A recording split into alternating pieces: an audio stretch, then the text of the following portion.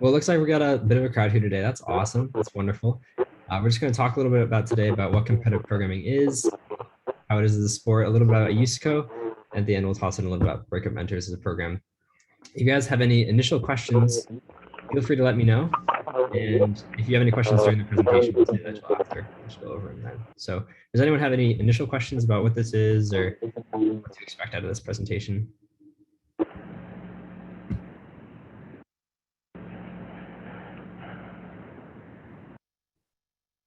All right, wonderful. Well, let's get started. So I am the director of physical education at Breakout Mentors. I'm a Stanford junior, and I've done competitive programming for a little while now. So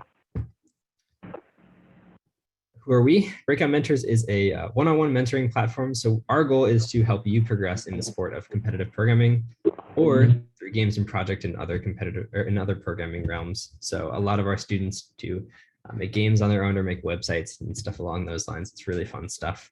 Some of our students do really advanced topics as well, like machine learning or other things you would only learn at a collegiate level. And then, of course, there's the USACO division, which is what I focus on. So that's competitive programming. That's solving problems in a very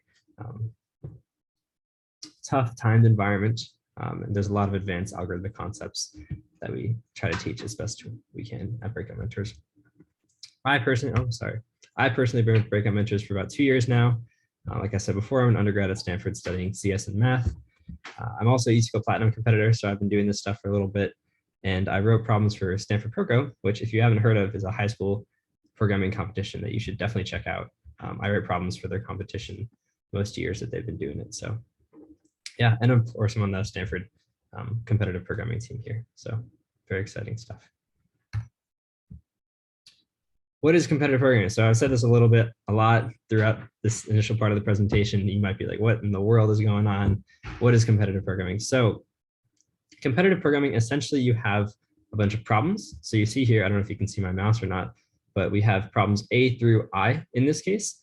And you have a bunch of these little programmatic problems where it'll ask you to write a program that takes in some input and pushes out some output. And often it's not that simple, right? So you might say, oh, I can read in some input, put out some output. Maybe I want to like add two numbers together or something like that. But often the problems get really complex. So for example, they might ask you about some really complex data structures or algorithms that you need to know in order to put together and piece together a bunch of these little pieces of the puzzle in order to solve the problem, right? And in competitive programming, you don't just have one hard problem that you're working on. You have anywhere from 3 to 9 or more in a single contest, which is a little bit crazy. But often you have a good amount of time to solve them. So in Code Forces contests, you'll have around 2 hours of time to solve these problems, whereas in USACO, you'll have around maybe 4 or 5. And then at the IOI level or in really long contests, you'll have 9 or more hours, depending on the contest type. For USACO, it's usually an individual competition, so you're working on these problems by yourself. There are also team-based competitions. A lot of the collegiate competitions are more team-based, so you're working with other people to solve these problems, and I always find that more fun personally. But yeah, and like I said before, essentially all it is, you're writing programs to solve the problem. You're taking in some input and pushing out some output. But what does that look like? So I have an example problem for you guys right here. It's called domino piling. Essentially what's going on here is we're given a board, or rectangular board. Let's see if I can annotate a little bit. Okay. So say I'm given a board of size 2 rows by 8 columns. What we're trying to do is fill up this board as best as we can with dominoes of size 2 by 1. So in this case, in the 2 by 8 case, we could just put 8 dominoes across, right? And we'd end up with 8 dominoes, putting 8 dominoes in this board. So the question asks basically, how many dominoes can we fit in a board of this given size? And of course, the given size is going to vary. It's not always going to be 2 by 8. In the sample input, you might have a 2 by 4 board, for example. In a 2 by 4 board, we can fit 4 dominoes in a similar way to what we did up here, where if we have 2 by 4, we can put 4 dominoes of size 2 by 1, just like this. All right. Is anyone following so far? I want to ask you guys, have any questions before we keep going? Any questions? Everyone's good so far. Stephen's good so far. Wonderful. Anyone else? You guys, can I get a thumbs up? You guys want to move on? Keep going. Awesome. Well, I am going to ask you guys a question to participate a little bit. So if we have a board of size maybe 9 by, we'll say 3, how many dominoes can we fit on this board? You guys think? It's a little bit tougher, right? Because it's not even numbers anymore. Remember, we're given these little 2x1s, and we can put them in different orientations too. So we can put them sideways if we want. The question is, how many of these guys can we fit on there? You guys got any ideas?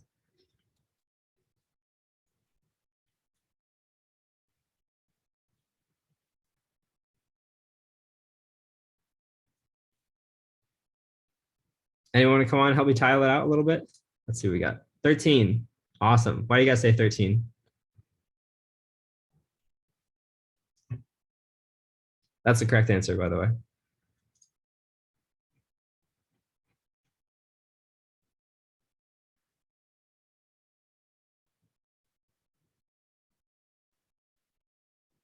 Would you guys mind taking control real quick? Can I let you annotate?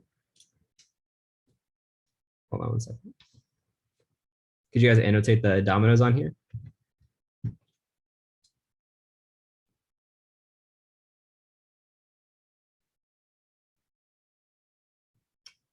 Thank you, Stephen.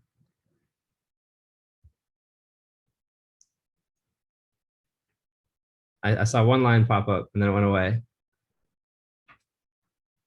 Are you guys not able to draw in here? Oh, awesome. Got a collaborative effort. This is awesome.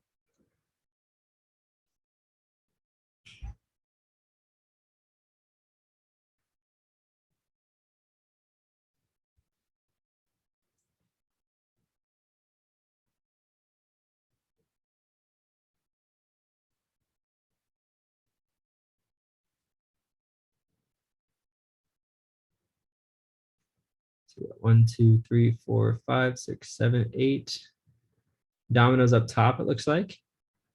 And then we got 4 dominoes on the bottom. Is that correct? 1, 2, 3, 4. Do I need to make this box a little bit bigger? Sorry. 1, 2, 3, 4, 5, 6, 7, 8, 9. Perfect. We got 9 dominoes up top. This is awesome. And the bottom, we got 1, 2, 3, 4 dominoes. Oh, we're drawing a bigger box now. So this is perfect right here. I like the box. This is good. So we have these 4 dominoes, right? So the point being here, we're able to fit in these 4, but then we have this extra little 1 space here that doesn't get anything on it, right? And this seems to be an issue with specifically these odd area boards, if that makes sense.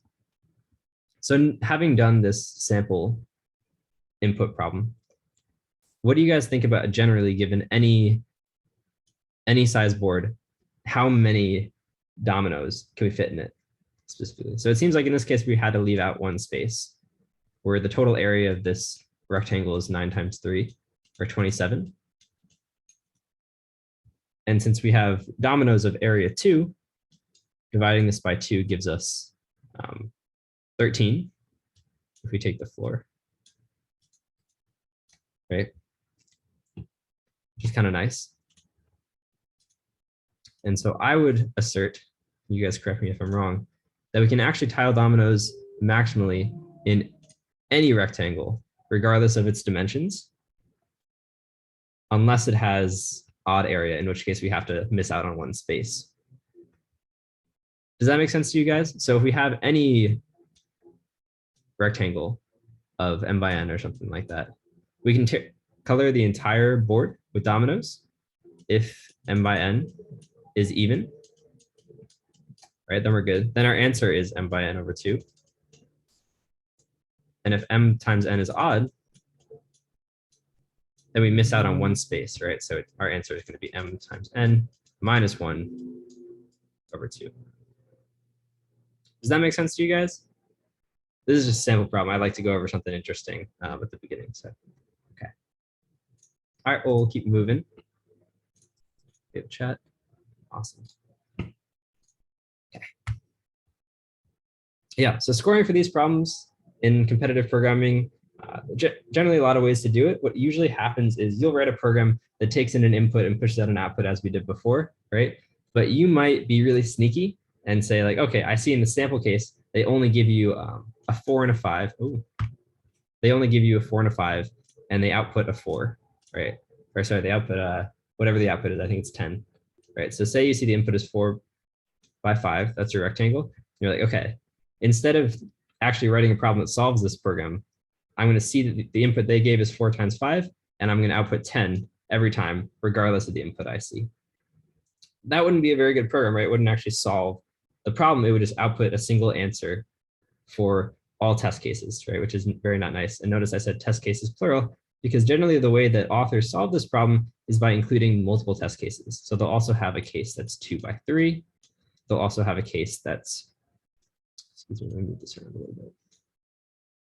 They'll also have a case that is 9 by 3, like we saw before, and so on and so forth, right? And your problem needs to output the correct answer for every single one of these inputs, right? So we end up with inputs on top, that's on the bottom. And your program needs to not just output the correct solution for one of these inputs, it needs to output the correct solution for all of these inputs. And this is called full scoring, where your problem only gets points, or your solution only gets points for the problem if you get all of these test cases, right?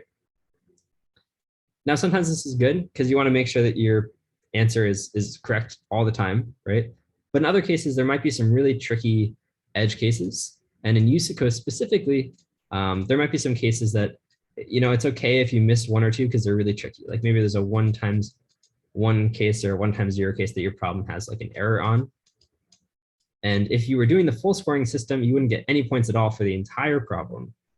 But in the partial scoring system, which is used by USACO and a few other platforms, you get points per test case. So you might get 3/4 of the points in this case if you got all these answers correct, and then your program got an error on the really small case, right? So this is an example of different scoring systems used. Now, it goes a little bit farther past just the scoring systems themselves and partial scoring and full scoring. There's also different penalty systems. So depending on how fast you solve the problem, you'll get more or less points, right? And typically how that works is the people who solve the problem faster get a lower penalty based on the time at which they solved it. So if I solve the problem at 10 minutes, maybe my penalty would be 10. And then if I solve the second problem at 30 minutes, maybe my total number of problems solved would be 2, but my time penalty would be 10 plus 30 for the 2 times at which I solved the problem, right? And other scoring systems, they go even further and say if you ever input an incorrect solution that gets an error or runs weird or outputs a wrong answer, they'll add even more penalty onto your time. So they might add like 15 minutes of time penalty onto your time. And at the very end, contestants are evaluated on first the number of problems they solved, and then on this time penalty system or something kind of similar, right? Does anyone have any questions on that? This is just like the general scoring system used in competitive programming.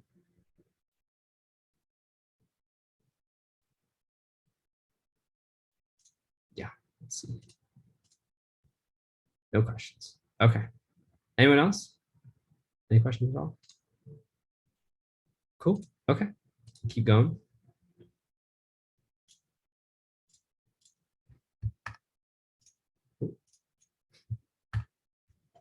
So how do you get started, right? How do we get started solving these fun little problems? Well, there are a ton of different websites out there, ranging from Code Forces and USACO, like I've mentioned already, all the way up to Google hosts their own competitions. I'm sure you guys have heard of Google before, but they host their own Code Jam competitions. And I think Google Kickstart is also a very common starter competitive programming contest you can do. There's @Coder as well. And ICPC is more at the collegiate level of something you do as an adult in college. And the IOI is a more international competition, whereas some of the other ones are more regional. Yeah. So what is USACO specifically as it relates to competitive programming? Well, you can imagine it like the AMC for math contests. So essentially, USACO is the very beginning levels of the progression people do up to the international programming competitions. So in AMC, for example, you'd start by doing the AMC competition, then you do the AMY competition or something like that, if you guys have heard of that before. And then eventually you'd end up doing USAMO, I think it is, or something along those lines, and you end up competing for the US team at the International Mathematical Olympiad. There's a kind of similar analog here with USACO, where instead of having these separate competitions, there are separate divisions within USACO. So there's the bronze through the platinum levels, where in order to progress, you have to score really well on the bronze level, and then you have to score really well on the silver level, and they have to score really well on the gold level. And then you have to score really well on the platinum level even. And this gets you to something called the US ACO training camp. Let's call it USACO camp.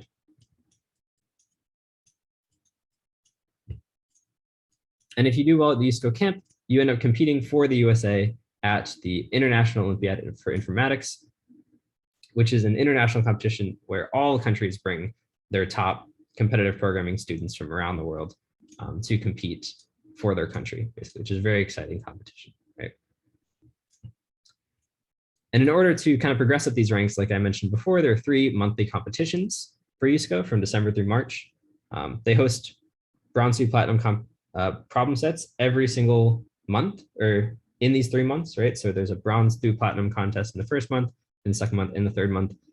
And if you do well in these contests, this is how you kind of progress up. You have to hit a certain score threshold or something along those lines in order to reach the next level and kind of continue forward from there. The US Open, which is the last contest that happens in April, is the biggest one that determines who goes to the USACO camp. So this is the competition that decides who from the platinum division typically goes and gets to compete at the highest level at the USACO camp for a spot on the US IOI team. It's very excited, right? But I do want to reiterate, I think this was stated last year, that while it might seem like bronze and silver are kind of the lowest rungs of the ladder here, it's similar to AMC, where if you're already doing these more complex problems, you're already at some pretty advanced level of mathematics. Like, so for example, we can parallel silver to AMY or something along those lines here, right? Where if you make it there, you're still doing really well for yourself. There's still a lot of really complex and exciting algorithms and data structures that you're learning at the silver level that you wouldn't get in most other environments, right? So regardless of where you are on this kind of ladder, I think it's an exciting experience to get to solve some really challenging problems and learn some cool concepts. But yeah, as I said before, the top students from all these divisions are invited to go to the USACO camp, also the team selection camp here, I guess.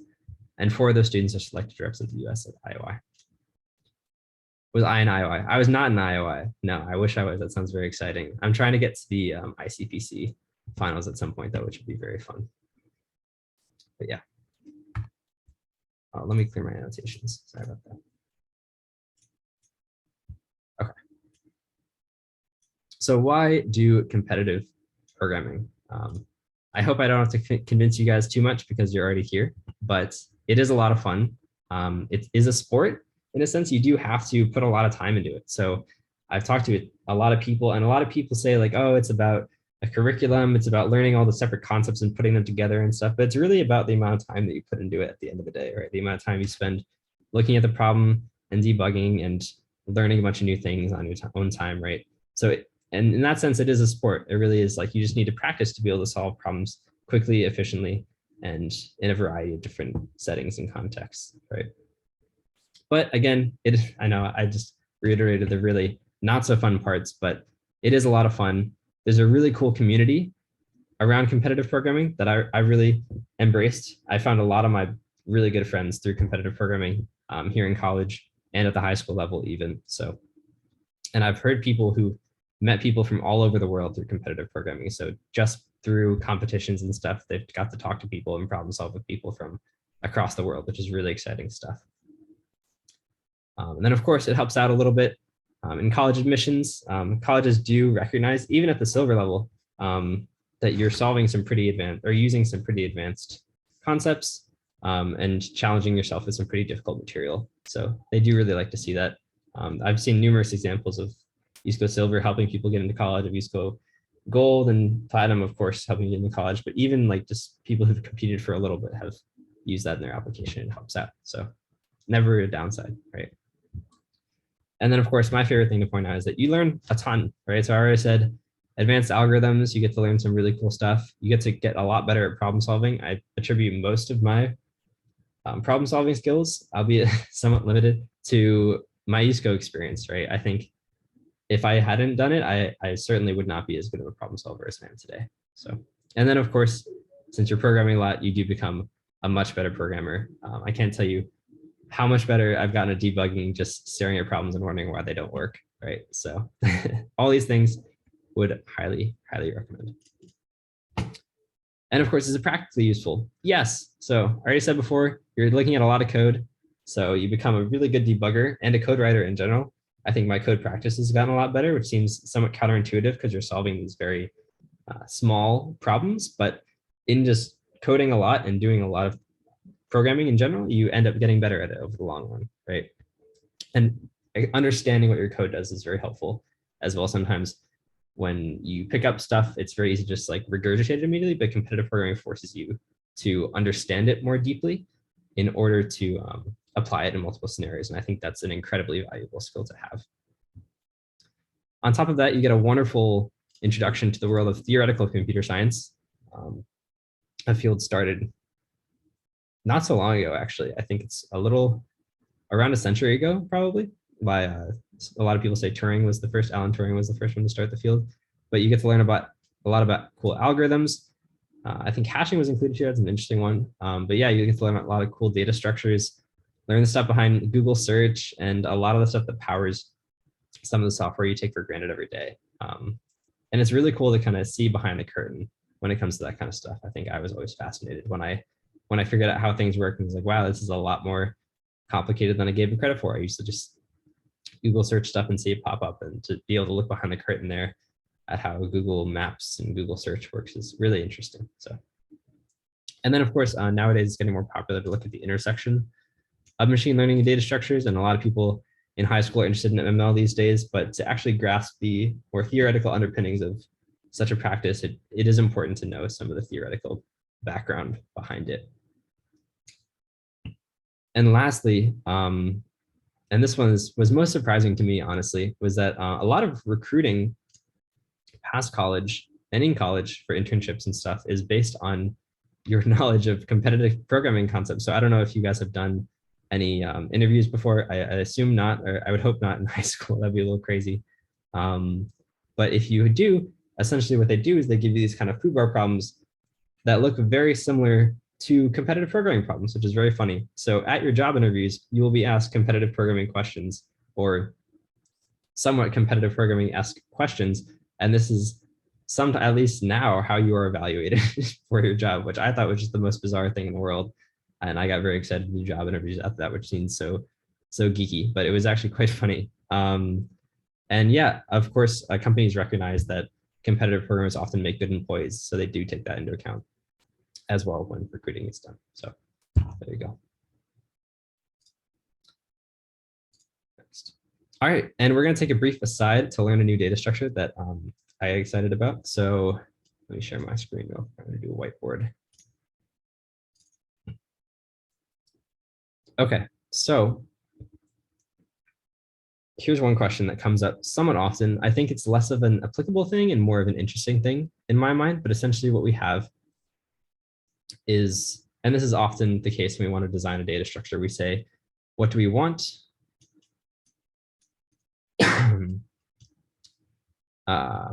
Sorry. We want a set of actions. We have a set of actions that we want to be able to perform on this structure. And we have a set of queries or questions that we want to ask the structure. So there's some information that we want this structure to be able to obtain reasonably quickly. All right.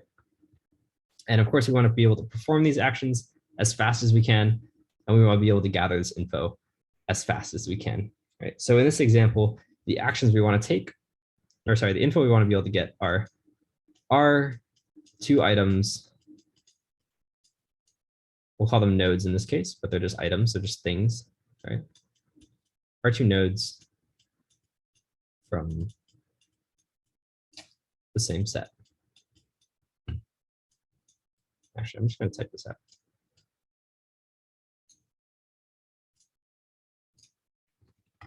Okay.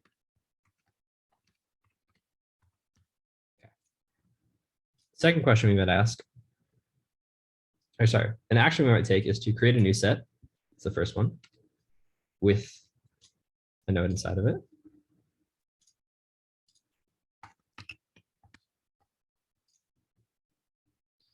And the other action we might want to take, goodness, sorry, drawing is being difficult right now, is to merge two sets. Now, what is a set? A set in our minds right now is just a collection of items. That's all it is. And nodes are these items. So we're just going to say a collection of nodes is a set. All you want to do, create a new set, be able to create a new set, be able to merge two sets, ask if two nodes are from the same set, and ask which, these are kind of synonymous with one another, and which set does a node belong to? The other question. I misspelled it. I'm gonna work that out real quick. Wonderful. Okay, so it turns out we can do pretty much all these operations in constant time. And this seems a little bit, I know this doesn't seem so crazy right now because we haven't really talked about the problem, but let's think about a very like naive way to do this, right? So let's say, okay, we want to create a new set. We'll just create a node and we'll say, we'll give the node a label, right? So, okay, so this node, this is node 1, and it is in bubble, we'll say bubble A. This is in set A. And we'll make another node. We'll have another item. We'll say this is item 2, and we want to put it in set A. So we're going to do that is we're going to change the label on set A, or in item 2 to A, right? So it looks like this big bubble is expanding, but really what's happening here specifically is we're changing the label on each of these items, right? So let's say this is in set A, this item is in set A as well. And if we have a new item, let's say we want to put this in set B, and we have another one we want to put in set A, this in set A, put this in set A, put this in set A, etc. Right? So we want to put all these items in set A. And then suddenly we're like, okay, we want to take the other action, which is merging two sets. I don't know why that disappeared. So now we want to take sets A and set B, and we want to merge these two sets. And we're going to merge them into set B, which is a bad decision, right? But I'm trying to illustrate to you why this might be not so fast in this case, because now in order to put all these items in set B, right, in order to make this one big B set, we have to change all the labels to B instead of A. Oh my goodness. All right, so this has to be a B, this has to be a B, this has to be a B, this has to be a B, this has to be a B. And this is very slow, right? If we had, say, like 1,000 things in node, or sorry, 1,000,000 things in set A and one thing in set B, it'd be really slow to walk through all of those 1,000 items and change their labels to set A, right? So we're not going to do that. That's not what we're going to do. Instead, we're going to change a few things. First off, we are going to let nodes be, sorry, we'll let sets be labeled based on the node that was first in it. So instead of sets A and B, we're going to have set 1 because node 1 is the first node in this set. And we'll have a set 3, right? Because I believe we attached, we put the second node in the first set. In order to show that, we'll just draw a little connection here. We'll say, okay, set 2 is, or sorry, node 2 is in set 1. And then we created a new set, right? We created set 3, which of course contains node 3. And now we append all the other items to this first node. or sorry, when we put items in set 1, we're just going to draw a little line back to the set that they're connected to. So node 4 or item 4 is in set 1, node 5 is in set 1, and node 6 is in set 1. Right, so we're just pointing these arrows instead of drawing the labels from before, right? And now we have 2 sets. We have sets 1 and sets 3. Now, instead of relabeling all of these individual things, which would equate to kind of redrawing these arrows and pointing them back to set 3 over here, right? Which would be a bit of a tedious process like we showed before, right? One thing we can do to make this a lot faster is draw this line from here to here. And this seems a little bit weird, right? Because we now have, we don't know if set 2 is in set 1, but then set 1 is in set 3, apparently, is what this edge indicates, or its line indicates. So what we're going to say is a node is in the set of its farthest back ancestor. So we travel along these lines as far as we can go, and that is the set that our node is in. So now all these nodes here are no longer in set 1. They're now in set 3 because node 1 is in set 3 now, and we traverse all the way back along the line to figure out what their parent is or what their latest ancestor is. And we just did this in a really, really short amount of time, actually, which is super impressive, right? Instead of relabeling all these guys, we just added this one little edge here, this one little line from 1 to 3, and now suddenly we know, right, where these guys, where their sets are or what their sets are, right? And we can keep doing this, actually. So if we add more sets, 8, maybe we add a node 9 to set 7, and then we add merge sets 7 and 8 as such.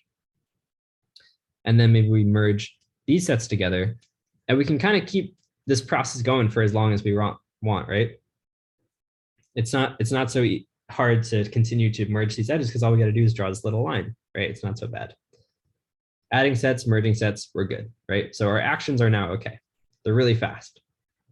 We only need to add one line to merge sets, and we only need to create a new set by just drawing our little bubble, right? That's not so bad.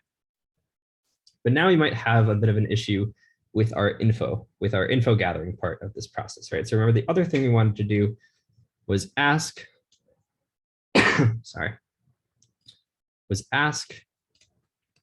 which node, or sorry, which set a node is a part of.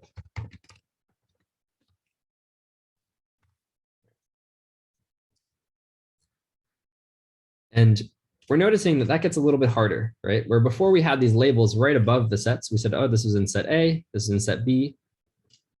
And we could just check the labels, right? It's not so hard. But now we got to go kind of wind ourselves all the way back. So say I said, what is 6's set? I would have to start at 6 and traverse all the way around here, right? And in this case, that's only 3 edges, right? That's not so far. We don't have to travel so far. But it could be an issue in the future, right? So say we keep adding these edges as we're doing, right? This is nothing out of the blue. And we end up with like a node pointing here, and a node pointing here, and a node pointing here, dot, dot, dot, dot, dot, dot, dot, dot. Say this is like 1,000 edges, right? Say 1,000,000 edges. And we end up with this node here. Now, this is something we could actually do if we just kept creating and merging these sets to each other, right? Are we really going to say, if we want to know what set this node belongs to, are we really going to traverse all the way around here just to get back to set A, right? That seems like a bit of a waste of time, right? So instead, what we're going to do is make a really small optimization, is what it's called. Optimization is like a slight speed up to a kind of a slow solution that we have right now. And this is a common thing in competitive programming where you have something that starts off pretty okay, but it's a little bit too slow. So you need to make a slight, like make a slight observation is what it's often called, and change your code up just a little bit so it runs a lot faster. And the small optimization we're going to make is when we're merging two sets. So when we're merging two sets, let me redraw some of this stuff. So say we have a set like this.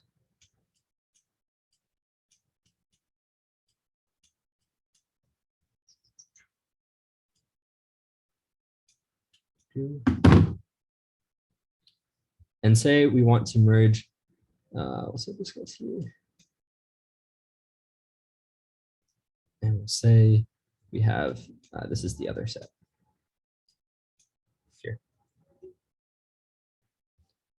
Say we want to add in a node here to this guy right here, right? We want this guy's parent, or sorry, this guy's to join up with this guy's set, right? So we have this node in its own set here. And we want this node to join the set of this node.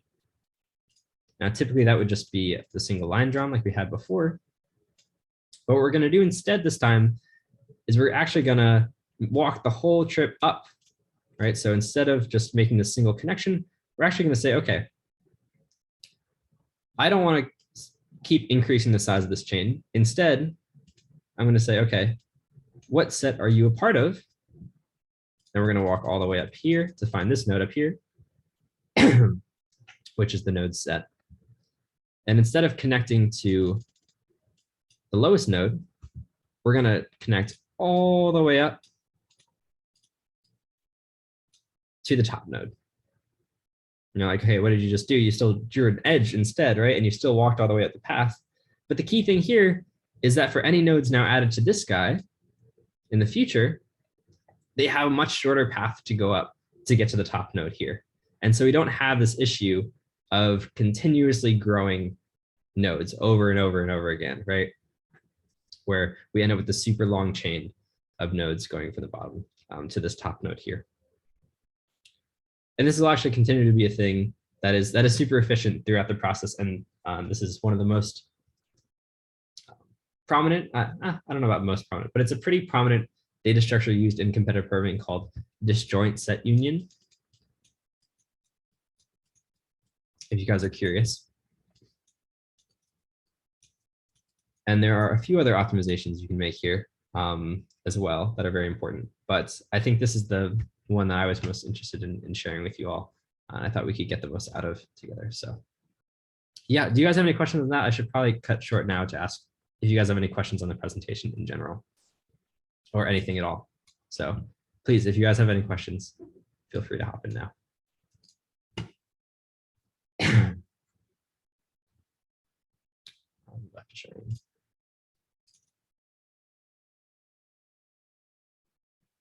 Yeah, you can post in the chat or anything at all.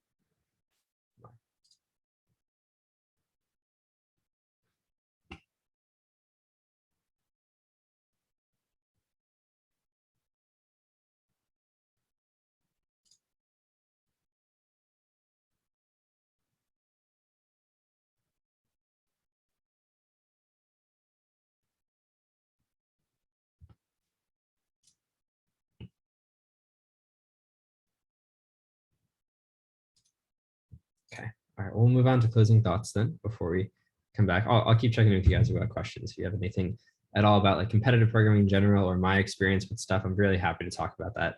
Or if you have any questions about getting started or about your learning process or anything like that, feel free to let me know. Or if you have an interesting problem that you want to go over, happy to do that too, honestly. So, but yeah, moving to closing thoughts. Easygoing competitive programming in general is hard, but it is very rewarding. It's really fun. It's a really, really fun process, and I would highly recommend that for all you guys. If you haven't already started, I know some of you guys have already started with this kind of stuff. So, but a quick plug for Breakout Mentors in general. One of the hardest things about competitive programming is that it's very easy to get stuck on something. It's very easy to be looking at a problem for several hours and not really be sure how to move forward with it, or how in general to approach competitive programming and how to like get started and which problems to look at, right? And at Breakout Mentors, we believe the best way to do that or to get around that problem is to have people who've done it before, right? And this is the best way to do it, right? Because you have people who have gone through the gauntlet, who've gotten to gold and platinum and higher levels, who know what they're doing and how they've gone through that process. And it's very important, we think, that that information, that knowledge is shared with you guys when you're starting out your journey. It's a very good way to get yourself kind of jump started as well. So big plug for that. We have year-round weekly 90-minute sessions with our mentors if you guys are interested. Or there's a summer deep dive for those of you that are want to put more time in over the summer when you have more time to learning competitive programming and kind of progressing up the ranks. So we offer both opportunities for anyone who is interested. And of course, you can go to our website at breakoutmentors.com/USACO or just breakoutmentors.com if you guys are interested in continuing. Or feel free to follow directly as well with me at my email, colin@breakoutmentors.com. So yeah, thank you guys so much for coming.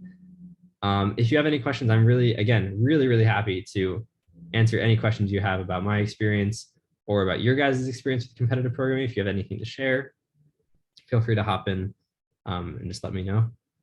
I will, sorry. Yeah.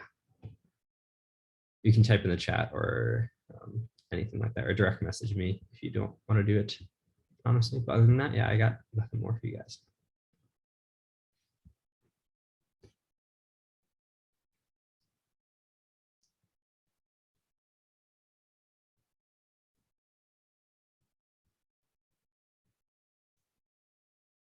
So yeah.